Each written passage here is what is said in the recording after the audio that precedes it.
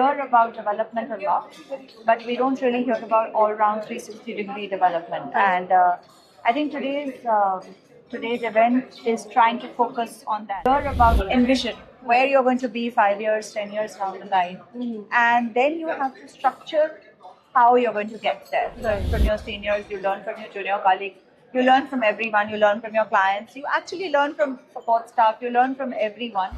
And Hi, I'm Sejal, and today for Bharat 2.0 Conclave, with us we have Ruchi Agnihotri, lawyer. Hi Ruchi, how are Sejal. you? How are I you? am good, How are you? Good, that's great. So, on to my first question. yes. Great. So, how do platforms like Bharat 2.0 Conclave help amplify the impact you're trying to create?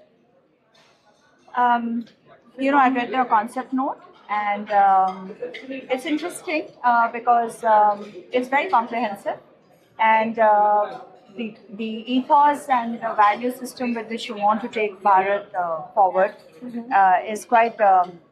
What you want to discuss in today's forum is something that's very relevant because I saw that it covers things like innovation, it covers things like futuristic. It's also something where we are, if we are leaders, if we are contributing to various industries, are we also giving back to the nation, to the societies, to the communities? So from what I could see is, we hear about development a lot, but we don't really hear about all-round 360-degree development. And I think today's event is trying to focus on that. Right. Grow, but grow with a vision and purpose, right? So somebody like me who's sort of, I'm a lawyer, 26 plus years in the legal industry, so to speak. Okay. And I'm now breaking new ground, moving towards entrepreneurship, moving towards corporate governance, independent directorship, etc., etc.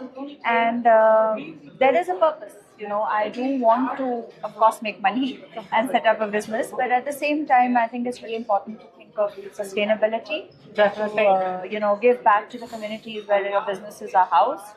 And so therefore, I think the theme resonates. Right, definitely. And how do you think receiving this award will motivate or inspire you?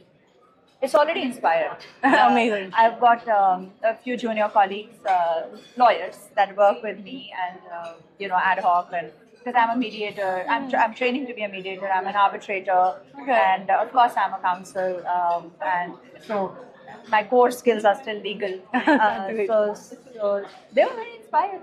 That I is saw okay. the LinkedIn, and I actually got 2-3 messages from my junior colleagues saying very inspiring and all. And Okay. I shared it with people that I've mentored in the past, and I'm happy to say they're leaders themselves now. They're either partners in law firms or doing really well in their counsel practice. And I got pretty similar messages from everyone. So what it does is that you get an award like this. There is an end game in sight for the young lawyers. Right. They know that if we work really hard and we put in a lot, at some stage when we are in, a similar position in our careers, we would probably get some recognition for that, right? Definitely, Because sorry. just like doctors, lawyers are a very labor-intensive thing, especially for the youngsters. So I think it's entrepreneurship, because I'm myself a fledgling entrepreneur, so I can't really say how it would inspire my team. Right, Because I'm of course. still venturing into that right. world. And according to you, what is the most critical leadership lesson you learned while scaling your business? So it's not a business it's primarily a legal practice in that sense. But what you learn is that everything has to be very structured. Right. You must have an end game. I always tell everyone, where do you see yourself 5 years from now? And it should always be a backward computation from that. Mm-hmm. Or 10 years from now, 5 years from now. So, you have to, that envisionment, you have to envision where you're going to be 5 years, 10 years down the line. Mm-hmm. And then you have to structure how you're going to get there. Right. And the most important thing, it's definitely there in the legal world, but I'm sure it works for businesses as well, is patience. Of course, definitely. You must have ambition, but patience, the ability to perfection, go step by step. Uh-huh. And so that, it may take a little longer to reach there. Right. When it reaches there, it's going to be a sustainable Of course, definitely. achievement. Sure. So moving ahead to rapid fire questions. Okay. Great. So what is that one book that every Indian or CEO leader should have on their desk? You know, I don't believe in self-help books. I'll be Okay. very honest with you. Great. I think life is a big teacher. You learn from your seniors, you learn from your junior colleagues, you learn from everyone, you learn from your clients, you actually learn from support staff, you learn from everyone. And if you really want to be a leader, I think it's really important to have a lot of empathy, a lot of situational awareness. Right. You should be also very high on your EQ so that you can see how people are reacting to you. And I don't think any book can sort of teach you that. I think, Okay, you know, okay. Experiences sort of teach you. Right. Also, I don't read self-help books, so Okay. no point in. Okay. Okay. So what do you think is the biggest distraction for leaders today in one word? Urge to the urge to sort of achieve very high growth at a very accelerated pace. Right. Okay. And so, The attention lies in the detail, you see. and what is that one habit that you broke to become a better leader? A, stop being very judgmental. Mm-hmm. There is a tendency that we have of being extremely judgmental. That's very important. You know, creating panic never achieves anything. Very It true. only creates panic. Obviously. One of my senior colleagues, one of my mentors, used to say, "Stop behaving like headless chickens." So you learn patience. You learn to not be so judgmental, and you learn to keep things calm. Right. Right. Okay. And I find this one very interesting. So, if you had to write a tagline for Bharat 2.0 Conclave, what would it be?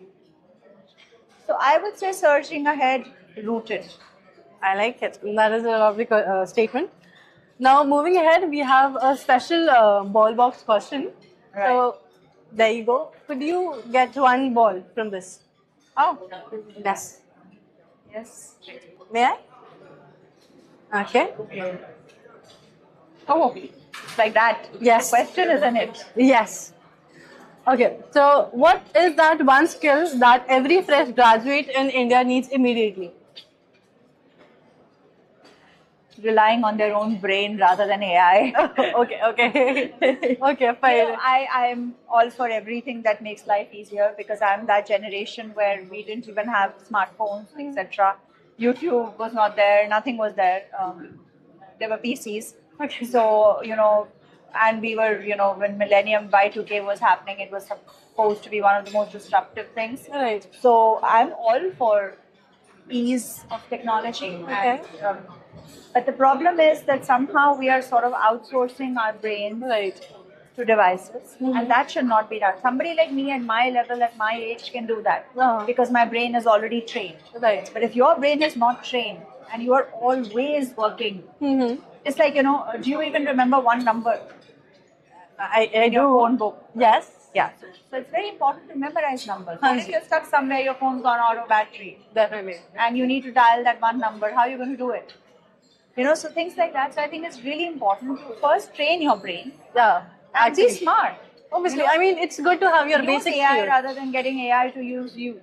That is something we all should keep in consideration. Yeah. Also, it was lovely talking to you. Same Thank here. you so Thank much. you so much.